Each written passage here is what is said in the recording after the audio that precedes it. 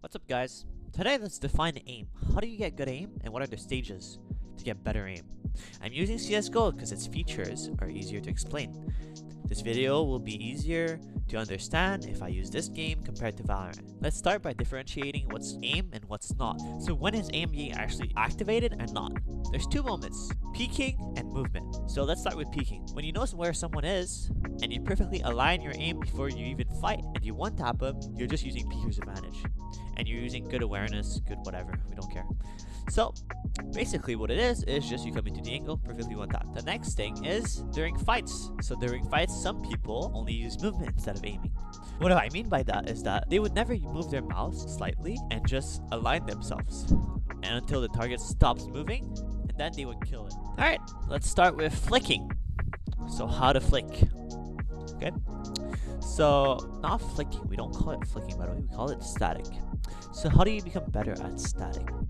First, you guys seem to be misunderstanding this. Static is not about speed, it's about consistency and hitting those shots and never missing. So I want to be able logically to do a fast flick where I don't miss, right?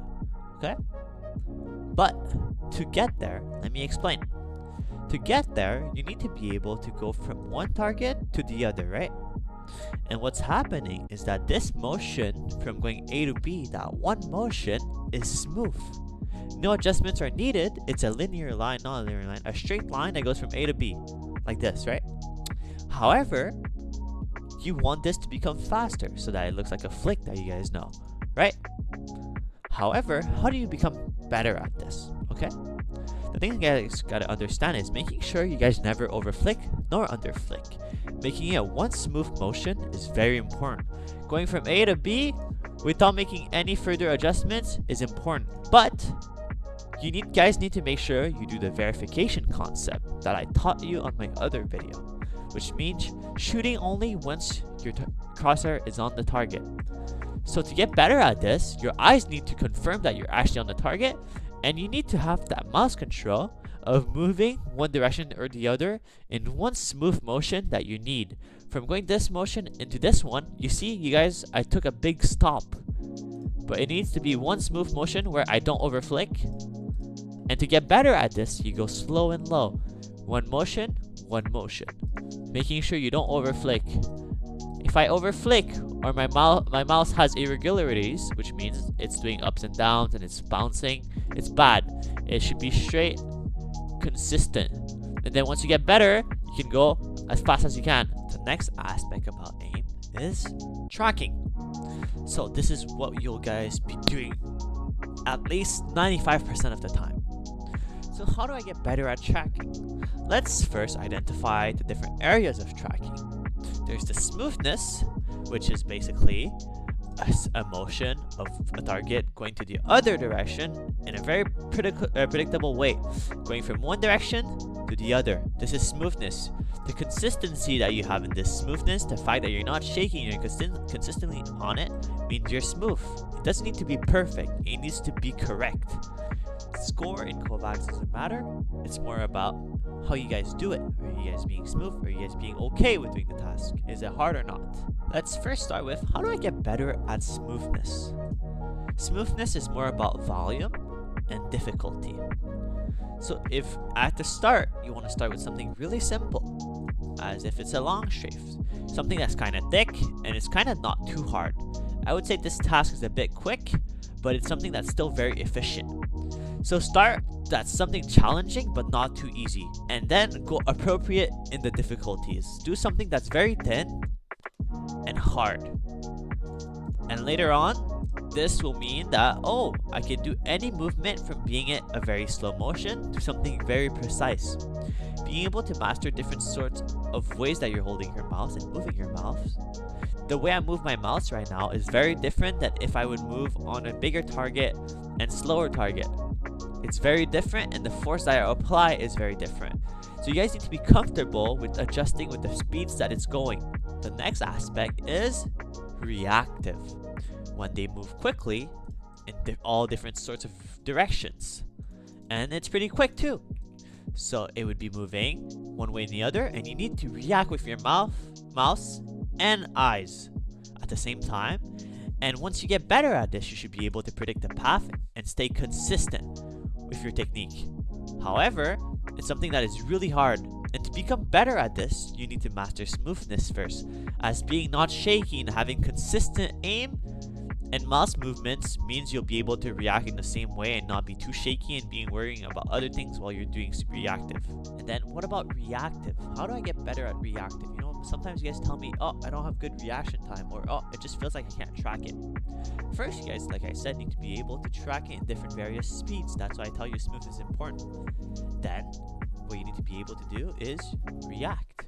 How do I get better at reacting? It's quite simple. You don't do something easier nor harder, you just keep doing it. The more you do something, the more you get used to it. Reactive is more about volume and getting used to it too. And then, once you get better at reactive and being able to change directions with your aim, you want to be able to control it and stop it at any moment. Left, right, left, right. Well, there's some tasks where they stop. So it stops in the middle, and it stops again. And then it would go one direction, and then it would randomly stop at some point.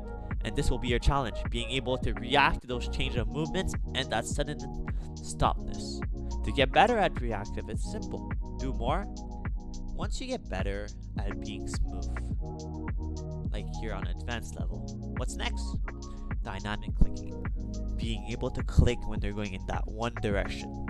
So these targets are going to move in very predictable ways, and you click. How you should practice this, how you should play it is very important. You should not predict the path and aim further than where it's going to go and crosshair placement it. You need to track it for a long period of time and then shoot. And when you're doing this, you want to make sure you never miss, ever, so that consistency will always be your strength. Once I get better at reactive, what's the next step? Dynamic reactive. Let me explain. So what is dynamic reactive? It's basically doing short strafes or ups and downs popcorn and being able to click at the appropriate timing and wasting the least amount of bullets. Being very clean with your shots, verifying if your crosser's on the target, and then shooting accordingly. There's various ways to practice this, and you guys do this. You guys just track it. Track to the suddenness of the movements and react. This is what's happening in Valorant during fights. People stop randomly and they move in really fast ways. You want to do something that's more challenging than Valorant, and you practice the heck out of it. The more volume you become at this, the faster you'll recognize the patterns, your eyes will see it automatically, and you'll aim flawlessly. And this will make you finally be able to tap. You guys burst a lot and spray a lot, it's because of the lack of confidence and the lack of training. However, with more training means cleaner shots and more consistency. Bursting is just you relying on luck sometimes that your bullets will hit randomly, and spraying is just because you're bad, to be honest. Once you get better at all of the above, at dynamic clicking, dynamic reactive, you want to go into movement, aiming while moving. Once you master dynamic reactive and dynamic smoothness, that means you can probably just track it normally with the mouse one hold. But this time, you need to aim while moving, which is a really big challenge, because in-game, you're always moving. And you basically want to do that in your trainers. You want to be able to move and track at the same time. And this is a reactive type of scenario, so I'm tracking and reacting to all the change. In this one, for example, I would be doing some short strafes that are kind of easy to track and very simple. So this would be a bit more smoothness, a bit less reactive. And you're moving one direction or the other, or you can go one direction or the other direction. Don't spam it. Make sure to do big movements, as when you're fighting in game, I told you guys to always go in one direction and do big movements to make sure you don't go back into the enemy's bullets. Here, I'm practicing doing those big movements, making those adjustments, and practicing my tracking. And then, your last step would be dynamic reactive movement and smoothness at the same time. So I would be moving and making sure I'm able to track and being able to shoot that one bullet, whether it would be a smoothness type of movement a reactive type of movement, I'm able to respond to the changes, making the smallest adjustments that I need to make and hitting those taps. As you can see right now, I cannot hit shit, so that means I'm pretty bad at this and I need to get better at this. And when you're doing this, static also comes into play, making sure you're taking your time with your aim and verifying your shots.